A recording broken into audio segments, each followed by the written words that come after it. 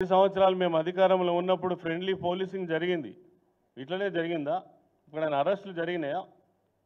ఇలాంటి పద్ధతి జరిగిందా? అసలు ఏం పద్ధతి ఇది? ఇదొక ప్రభుత్వమా? ఇదొక నిర్వహణనా? అదేవిధంగా పెద్దలు మంత్రివాళ్ళు పొంగులేటి శ్రీనివాసరెడ్డి గారు ఒక ఎపిసోడ్ లాగా మాట్లాడుతున్నాడు ఆయన.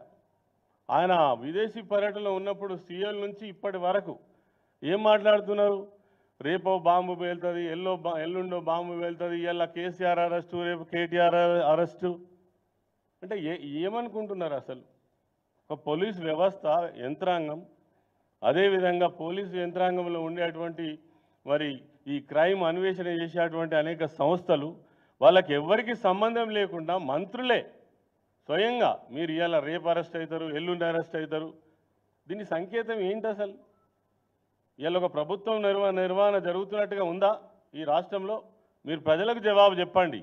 బీఆర్ఎస్ పార్టీని నిందించడం కాదు, తెల్లారు లేస్తే కేసీఆర్ని నిందించడం, కేటీఆర్ని నిందించడం కాదు. ప్రజలకు సమాధానం చెప్పండి. ఇంతకుముందు మా మాజీ మంత్రివర్యులు మాట్లాడినట్టుగా మీరు ఇచ్చిన హామీలు ఏమైనాయి? ఒక్కదానికైనా సమాధానం చెప్తారా? సెక్యూరిటీ లేకుండా పోయి ప్రజల మధ్యన నిలబడి మాట్లాడే ధైర్యం ఉన్నదా? ఒక మాట అడుగుతున్నా నేను. అనేక ఉద్యమాలు జరిగినాయి. ఎక్కడన్నా ప్రజలు వాళ్ళకి ఆవేదన లేకుండా, కడుపు మంట లేకుండా మీరు అన్నట్టుగా పైసలు ఇస్తేనో ప్రోత్సహిస్తేనో ఒక దాడికి సిద్ధమవుతారా? అట్లా ఎవరైనా చేయించగలుగుతారా? చరిత్రలు ఎక్కడైనా ఉన్నదా? ఇవన్నీ కూడా కేవలం వాళ్ళు చేసేటువంటి తప్పులను కప్పిపుచ్చుకోవడం కోసం బీఆర్ఎస్ పార్టీని ఇలా అడ్డం పెట్టుకునే ప్రయత్నం చేస్తున్నారు. ఇవి చెల్లవు. ప్రజలు నిశ్చితంగా గమనిస్తూ ఉన్నారు ప్రతి విషయాన్ని కూడా. ఇలా మీ పరిస్థితి ఏందో ప్రజల మధ్యలోకి పోతే తెలుస్తుంది మీ గురించి ఏం మాట్లాడుకుంటున్నారో. ఎక్కడి వ్యవస్థ అక్కడ 11 నెలలు అవుతుంది, ఇటున్న పుల్ల అటు పెట్టలే. అభివృద్ధి మొత్తం శూన్యం అయిపోయింది. ఇచ్చిన హామీలు మొత్తం ఎక్కడ పడి ఉన్నాయి. మీరు ఏం చేసిందని ఇంకా మీదికెళ్ళి సంబరాలు జరుపుతారట. ఈ రోజు నుంచే సంబరాలు ప్రారంభం కావచ్చు. దేనికి సంబరాలు? ఏం సాధించిందని, ఏం ఘనకార్యం చేసిందని ఒక్కటి చెప్పండి. మీరు అనుకునే గొప్పగా చెప్పుకున్న రుణమాఫీ అయినా పూర్తిగా అయిందా? మేమనుడు కాదు, రైతుల మధ్యలో పోయి మాట్లాడగలుగుతారా? ఇవన్నీ కూడా ఇప్పుడు ఉన్నటువంటి ప్రభుత్వం, రేవంత్ రెడ్డి ముఖ్యమంత్రి అనాలోచిత విధానం వల్లనే ప్రభుత్వం అంతా కూడా అస్తవ్యస్తమైంది. మొత్తం పరిపాలన మొత్తం చిన్న భిన్నమైంది. 10 సంవత్సరాల్లో కేసీఆర్ గారి నాయకత్వంలో ఏదైతే గొప్పగా నిర్మాణం చేసిందో అది మొత్తం కూడా వ్యవస్థ చిట్లిపోయింది. మరి ఇదంతా ప్రజలు చూస్తున్నారు. కాబట్టి ఈ సంఘటనకు సంబంధించి వెంటనే బీఆర్ఎస్ పార్టీ డిమాండ్ చేస్తుంది, వాళ్ళపైన పెట్టినటువంటి కేసులు విత్డ్రా చేయాలి. తర్వాత రైతులకు న్యాయం చేసేంత వరకు బీఆర్ఎస్ పార్టీ అండదండగా నిలబడుతుంది.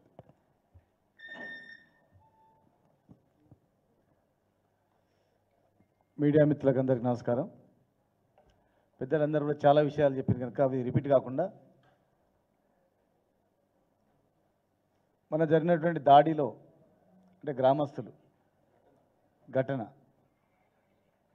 అంటే వాళ్ళే ప్రజలు ఒప్పుకున్నారు. వాళ్ళు ఒక రాజకీయ పార్టీగా చూడకండి, గ్రామంలో అన్ని పార్టీల వాళ్ళు ఉన్నారు. పబ్లిక్ హియరింగ్ అన్నప్పుడు భూములు ఉన్నా లేకపోయినా గ్రామంలో ఉన్నటువంటి అందరితో పబ్లిక్ హియరింగ్ తీసుకుంటాం. ఒక ఇండస్ట్రీ వచ్చేటప్పుడు ఒక పాలసీలో ఒక మేజర్ ఇండస్ట్రీ వచ్చినప్పుడు ప్రజాభిప్రాయ సేకరణ ఉంటుంది, భూములు ఉన్నా లేకపోయినా కూడా. ఆ గ్రామంలో అందులో భాగంగా వాళ్ళు గత 8 నెలల నుంచి 9 నెలల నుంచి కూడా వాళ్ళందరూ వ్యతిరేకిస్తున్నారు. మరి ఆ వ్యతిరేకిస్తున్న క్రమంలో ఉద్యోగస్తులపైన దాడి జరిగిందని మనం చూస్తూ ఉన్నాం. ఆ దాడిని మేము చింతిస్తున్నాం, ఆ దాడిని మేము ఖండిస్తున్నాం కూడా. అదేవిధంగా ఎమ్మెల్యే గారిని పైన చేసినటువంటి దాని మీద కూడా ఖండిస్తూ ఉన్నాం. ఉద్యోగస్తుల మీద దాడిని ఎప్పుడు కూడా మేము మా పార్టీ తరఫున ప్రోత్సహించలే. ఫారెస్ట్ డిపార్ట్మెంట్ అధికారుల మీద దాడి చేస్తే స్వయంగా నాటి ముఖ్యమంత్రి గారు వారికి సరైనటువంటి అడవులకు మీరు ఒక్కరు పోకండి, మీకు బందోబస్తు తీసుకొని పోండి, బలగం తీసుకొని పోండి, ఆయుధాలు కూడా మీకు ఇస్తాం, పోలీస్ స్టేషన్ మాదిరిగా మీకు కల్పిస్తామని చెప్పి, రక్షణ కల్పిస్తామని చెప్పి వాళ్ళని పంపించడం జరిగింది. ఒక ఇరిగేషన్ అధికారులను 2015లో 16లో కొంతమంది నాయకులు దాడి చేసినప్పుడు కూడా స్వయంగా మేమే ఒక 200 కార్లతో ఇరిగేషన్ ఆఫీస్ నుంచి ర్యాలీ పంపినాం. అంటే అందరికి తెలియాలని, ఎవరు కొట్టొద్దు, దాడులు చేయొద్దు, ఏదంటే ఇవ్వండి, అధికారులు పని చేయకపోతే పై వాళ్ళకు ఫిర్యాదు చేయండి అని చెప్పి. మొన్న 15 రోజుల క్రితం మేము గద్వాల వెళ్ళినప్పుడు ఇటిక్యాల ఎంఆర్ఓ అని ఒక కాంగ్రెస్ నాయకుడు కొట్టినని మా దగ్గరికి వచ్చి నేను స్వయంగా ఫోన్ నెంబర్ తీసుకొని అతను మాట్లాడిన. ఆయన పని చేయకపోతే కలెక్టర్ చెప్పండి, చీఫ్ సెక్రటరీ చెప్పండి, లేదు మన జిల్లానే కదా ముఖ్యమంత్రి గారు దృష్టి తీసుకెళ్ళండి, ట్రాన్స్ఫర్ చేయించండి, కొట్టే అధికారం మీకు ఎక్కడిది. కాకపోతే ఇక్కడ ఏమైందంటే ఇదే విషయం కూడా వాళ్ళని అడగడం జరిగింది. పోయిన విలేకరులు కూడా అడిగారంట, సార్ మాకేం తెలియదు, చదువు రాదు మాకు, మరి మా భూములు పోతున్నాయి, మా బతుకుదేరు ఎట్లా, మేము ఎట్లా బతకాలా అనే దాంతోనే కోపం మీద, అనుకోకుండా కోపం మీద చేసింది తప్ప అని చెప్పడం. ఏదేమైనా కూడా ఈ దాడిని మా పార్టీ తరఫున కానీ మేము కానీ ఎప్పుడు కూడా ప్రోత్సహించలేదు, దాన్ని ప్రోత్సహించము, ఖండిస్తున్నాం. ఖచ్చితంగా కూడా ప్రభుత్వం కూడా ఒక పార్టీ చేసింది అని చెప్పి ప్రచారం చేయొద్దు. ఉద్యోగస్తులు కూడా గమనించాలి. ఆ గ్రామంలో విఆర్ఏ ఉంటాడు, పంచాయత్ సెక్రటరీ ఉంటాడు, ప్రతి తాండాలో కూడా దాదాపు 10 మంది ఉద్యోగులు ఉంటారు. మీరు కావాలంటే వాళ్ళని అడగండి, ఒక పార్టీగా డిసిజన్ తీసుకున్నదా, ఒక పార్టీ కార్యకర్తలే వద్దన్నారా, మిగతా పార్టీలన్నీ సహకరించినాయా, ఇండస్ట్రీ కావాలని కానీ భూములు ఇస్తామని కానీ సహకరించినాయా, ముక్కుమ్మడిగా గ్రామమే తీర్మానం చేస్తే అడగండి. కనుక దీన్ని ఒక ఉద్యోగస్తులు ఒక రాజకీయ పార్టీ చేయించింది అనేటువంటి కోణం చూడొద్దని చెప్పి, ఎవరు దాడి చేసినా, ఈ పార్టీ కాదు మా పార్టీ అయినా, ఏ పార్టీ అయినా, కాంగ్రెస్ అయినా, బీజేపీ అయినా, బీఆర్ఎస్ అయినా, వాళ్ళు తెలియక చేసినా తెలిసి చేసినా పొరపాటే. కానీ మరి యంత్రాంగం కూడా ఒక గ్రామం పోయేటప్పుడు ఆ గ్రామ పరిస్థితులు కూడా పరిశీలించుకోవాలి. ఎవరో చెప్పగానే పోతున్నాం అనేది కూడా తప్పు కదా. పోలీసు ఉంది, రెవెన్యూ డిపార్ట్మెంట్ ఉంది, కావాలి విఆర్ఏలు ఉంటారు. కనుక దాడిని ఒక పార్టీ అని చిత్రీకరించి నమ్మొద్దు. అన్ని పార్టీ కార్యకర్తలు, అక్కడ ఉన్నటువంటి వాళ్ళు చదువుకున్న వాళ్ళు లేని అందరూ ఆక్రోషంతో సడన్గా చేసినట్టు మేము భావిస్తున్నాం. తప్పు చేసినా, ఎవరు చేసినా తప్పే, దాన్ని ఎవరు సమర్థించట్లేదు. 100% మేము ఎప్పుడూ సమర్థించలేదు. మేము 10 సంవత్సరాల ప్రభుత్వ హయాంలో కూడా ఏనాడు కూడా ఎవరైనా దాడి చేస్తే అసెంబ్లీలో మేమే మాట్లాడినాం, మా ఉద్యోగస్తులమే దాడి చేస్తారా ఏమనుకుంటున్నారని చెప్పి. కనుక ఈరోజు కూడా దయచేసి ఫ్యూచర్లో కూడా ఇటువంటి పరిస్థితులు వచ్చినప్పుడు మీరు వివిధ రూపాల ఉద్యమాలు చేయాలి తప్ప ఇలాంటి మంచిది కాదు. తెలంగాణ రాష్ట్రం ఏ రకంగా సాధించుకున్నామో, తెలంగాణ రాష్ట్ర సాధనలో ఏ రకమైనటువంటి పద్ధతులు అవలంబించినామో ఆ పద్ధతుల ద్వారా మరి ఏదైనా ప్రజా వ్యతిరేకంగా ఒక ఇండస్ట్రీ వచ్చినా, ప్రాజెక్ట్ వచ్చినా, ఇంకేది వచ్చినా కూడా ఆ పద్ధతుల ద్వారా పోవాలి తప్ప మరి ఈ రకంగా తొందర పడొద్దని చెప్పి కూడా మేము తెలియజేస్తాను. Just conclude. అందరికి నమస్కారం. ఇప్పుడే మా గౌరవ పార్టీ పెద్దలు చెప్పినట్టు ఎనీ టైప్ ఆఫ్ వైలెన్స్ని బీఆర్ఎస్ పార్టీ ఖండిస్తుంది. గతంలో కానీ, ఇప్పుడు కానీ, ఫ్యూచర్లో కానీ ఎప్పుడు కూడా బీఆర్ఎస్ ఏ రోజు కూడా హింసను ప్రోత్సహించలే. ఏది సాధించినా నాన్ వైలెంట్ రూపంగానే సాధించాం. ఈరోజున్న సబ్జెక్ట్ ప్రధానంగా ల్యాండ్ ఎక్విజిషన్ది. 2013లో సమగ్ర ల్యాండ్ ఎక్విజిషన్ యాక్ట్ని ఆ రోజున్న యూపీఏ ప్రభుత్వం కేంద్రంలో తీసుకొచ్చిన తర్వాత 1 సంవత్సరం లోపే ప్రభుత్వాలు మారిపోయాయి, తెలంగాణ రాష్ట్రం ఏర్పడింది. మరి 2014 నుంచి 2023 వరకు తెలంగాణ రాష్ట్రంలో ఇప్పుడే సీనియర్ నాయకులు నిరంజన్ రెడ్డి గారు వారు మంత్రిగా ఉన్నప్పుడు కూడా చాలా క్లియర్గా చెప్పారు, వేలాది ఎకరాల భూమిని అనేక అవసరాల కొరకు, అంటే ఒక స్కూల్ భవన నిర్మాణంకి, హౌసింగ్కి, ఇరిగేషన్కి, ఫ్యాక్టరీస్కి, ప్రాజెక్ట్స్ చేయటం జరిగాది. ఎక్కడ కూడా ఏ సంఘటన జరగకుండా చేశాం.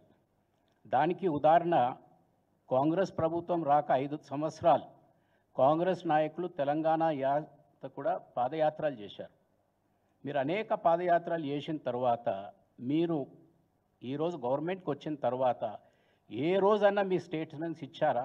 ఫలానా చోట ల్యాండ్ ఎక్విజిషన్ పద్ధతి సరిగ్గా జరగలే, ఫలానా చోట మీరు న్యాయం చేయలే, ఫలానా రోజు ఫలానా ప్రాంతంలో బీఆర్ఎస్ పార్టీ ఫోర్స్ఫుల్గా ల్యాండ్ ఎక్విజిషన్ చేసిందనేది ఎక్కడ కూడా ఒక సంఘటన మీరు 1 ఇయర్ నుంచి మీరు అధికారంలో ఉన్నా మీరు చెప్పలేకపోయారు. దానికి కారణం ద స్పిరిట్ ఆఫ్ 2013 యాక్టే కాకుండా తెలంగాణ సాధించిన నాయకుడిగా తెలంగాణ ప్రజలకు న్యాయం చేయాలనే ఒక పవిత్రమైన ఉద్దేశంతో కేసీఆర్ గారు చేపట్టిన ల్యాండ్ ఎక్విజిషన్ ఈరోజు ల్యాండ్ మార్క్, దేశానికి ఆదర్శంగా నిలిచాలి. ఆ రోజు కేసీఆర్ గారు ల్యాండ్ ఎక్విజిషన్ చేసే సమయంలో న్యాయం చేశారు. దానికంటే ముఖ్యంగా ఆ ప్రాంత ప్రజలకు విశ్వాసం కల్పించారు. ఆ విశ్వాసం కల్పించడానికి కారణం ఫలానా చోట ఫ్యాక్టరీ వస్తుంది, ఇరిగేషన్ వస్తుంది, హౌసింగ్ వస్తుందంటే కంపల్సరీ ఇక్కడ ఇరిగేషన్ ప్రాజెక్ట్ వస్తుందంటే వచ్చేది. ఆ నమ్మకం, ఆ విశ్వాసం ఆ రోజు ప్రజల్లో ఉండే కాబట్టే ఎక్కడ కూడా ఇబ్బంది లేకుండా ఆ రోజు భూసేకరణ జరిగేది. మరి ఈరోజు ప్రభుత్వం, ముఖ్యమంత్రి గారి నియోజకవర్గంలో ఈ సంఘటన జరిగిందంటే దీన్ని లార్జర్ కాంటెక్స్లో చూసే అవసరం ఉంది. అదేంటంటే ఆ రోజుకి ఈ రోజుకున్న తేడా, ఆ రోజు భూసేకరణ చేశారు, కేసీఆర్ గారిపై విశ్వాసం ఉండే. ఈరోజు భూసేకరణ చేసే సమయంలో ఈ ప్రభుత్వం క్రెడిబిలిటీ లేదు, కోల్పోయాది అనేది స్పష్టంగా ఏర్పడుతుంది. అది కూడా ముఖ్యమంత్రి గారి నియోజకవర్గంలో. దానికి కారణం గత 1 ఇయర్ నుంచి మీ ప్రతి ఒక్క ఫెయిలియర్స్. మీరు తెలంగాణ ప్రజలకు మీరిచ్చిన వాగ్దానాలనే పక్కన పెడుతూ మీరు విశ్వాసం కల్పించలేని పరిస్థితుల్లో ఉన్నారు. ఈరోజు ముఖ్యమంత్రి గారి నియోజకవర్గంలో ప్రజలు దాని ప్రాజెక్ట్ని వ్యతిరేకిస్తున్నారంటే బహుశా నేను అనుకునేది భూసేకరణ జరుగుతుంది కానీ ప్రాజెక్ట్ అవుతుందో రాదో అనే విశ్వాసం కోల్పోయారు అక్కడ ప్రజలు. వారికి అటువంటి ఆలోచన రావడానికి కారణం గత సంవత్సరంలో జరుగుతున్న సంఘటనలు. మీరు ఫోర్స్ఫుల్గా చేస్తున్నారు కానీ చెప్పింది ఏది కూడా అమలు కాలేదనేది ఇక్కడ స్పష్టంగా అర్థమవుతుంది. అండ్ ముఖ్యమంత్రి గారు, మీ నియోజకవర్గంలో ఇది ఒక రాంగ్ మెసేజ్ పోయాది. దీనికి భిన్నంగా మీరు ఎవరో దాన్ని రాజకీయం చేస్తూ ఏదో పబ్లిక్ అటెన్షన్ని డైవర్ట్ చేసే ప్రయత్నం చేస్తున్నారు కానీ అక్కడ న్యాయం చేసే ప్రయత్నం ఇంతవరకు జరుగుతలేదు. పబ్లిక్ అటెన్షన్తో పాటు పబ్లిక్ రిప్రజెంటేటివ్స్ ఎవరైతే ప్రజల కొరకు పోరాడుతున్నారో మరి వారిపై మీరు కేసులు పెట్టి అరెస్ట్ చేస్తా అనే ఒక ఏదైతే వార్తలు బయటకు వస్తున్నాయో దాన్ని మేము తీవ్రంగా ఖండిస్తున్నాం. ఎందుకంటే ఇప్పుడే మిత్రులు చెప్పినట్టు అంత పెద్ద ఉద్యమాన్ని 14 సంవత్సరాలు కేసీఆర్ గారి నాయకత్వంలో జరిగినప్పుడు మీరు రాశారు, నేషనల్ మీడియా రాశాది, అంతర్జాతీయ మీడియా కూడా రాశాది ఏంటంటే ఇంత శాంతియుతమైన ఉద్యమం బహుశా భారతదేశ చరిత్రలో ఒక రాష్ట్ర సాధన కొరకు ఎక్కడ జరగలేదనేది చెప్పారు. మరి అటువంటి పోరాటం చేసి రాష్ట్రాన్ని సాధించి రాష్ట్రాన్ని ఈరోజు భారతదేశంలో మోస్ట్ డెవలప్డ్ స్టేట్గా తీర్చిదిద్దిన కేసీఆర్ గారి నాయకత్వంలో ఇటువంటి హింసలు ప్రోత్సహిస్తారంటే ప్రజలు నమ్మరు, ప్రజలు గమనిస్తున్నారు. మీ ఫెయిలియర్స్ని మరి పక్కన పెట్టడానికి ఇటువంటి ప్రయత్నాలు చేస్తే, అరెస్టులు చేస్తే చేయండి. ఇక్కడ ఎవరు భయపడటం లేరు. మేము కోరేది ఈరోజు ఒకటి, రైతులకు న్యాయం చేయండి, రైతులకు విశ్వాసం కల్పించండి. ఉన్న ప్యాకేజ్తో పాటు ఒక పెద్ద ప్రాజెక్ట్ వస్తుందంటే అడిషనల్గా ఆ బెనిఫిట్ అక్కడున్న పేద ప్రజలకు ఇవ్వండి అనేదే ఈరోజు బీఆర్ఎస్ పార్టీ డిమాండ్.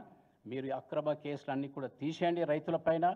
అండ్ ఫైనల్గా ఈ పోరాటన కొడగల్గా కావచ్చు, లేకుంటే మూసీపైన కావచ్చు, ఇంకెక్కడైనా కావచ్చు, ప్రజలకు ఎక్కడ అన్యాయం జరుగుతుందో అక్కడ బీఆర్ఎస్ నాయకత్వం ఉంటుందని విశ్వాసం కల్పించడానికే ఈ ప్రెస్ ద్వారా రాష్ట్ర ప్రజలకు తెలియజేయడం జరుగుతుంది. Thank you.